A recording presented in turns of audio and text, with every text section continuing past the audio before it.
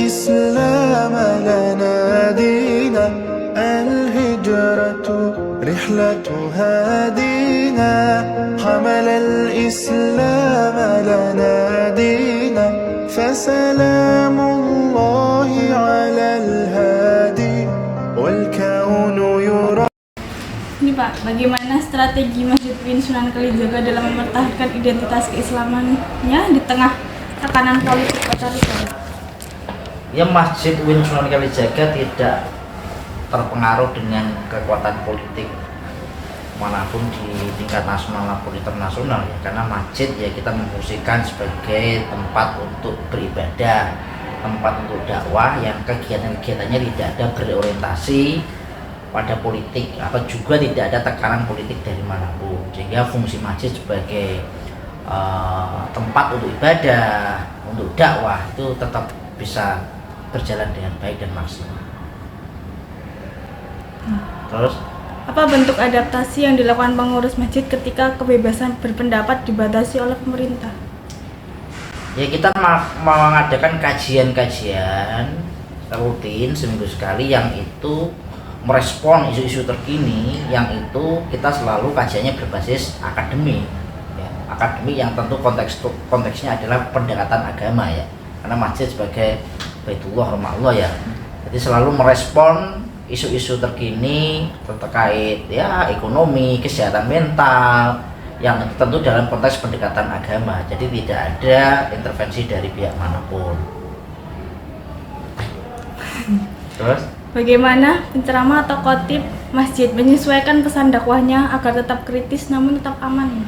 ya, kita basisnya adalah by data lah, empiris ya. Kalau ketika ada tema apapun kita selalu berangkat dari suatu peristiwa yang memang itu terjadi dan kita analisa dengan baik. Jadi khotib-khotib itu selalu menyampaikan sesuatu yang tidak bermuatan politis, artinya tetap mengkritisi ketika ada sesuatu yang tidak tepat di konteks kehidupan berbangsa dan bernegara. Tetapi karena itu kalau kita bicara tentang khotib yang kita selama ini nggak ada masalah, khotib tetap punya kewenangan untuk merespon situasi terkini di nasional, tentu dalam konteks memenuhi syarat punya khotib ya, khotbah ya, seperti itu.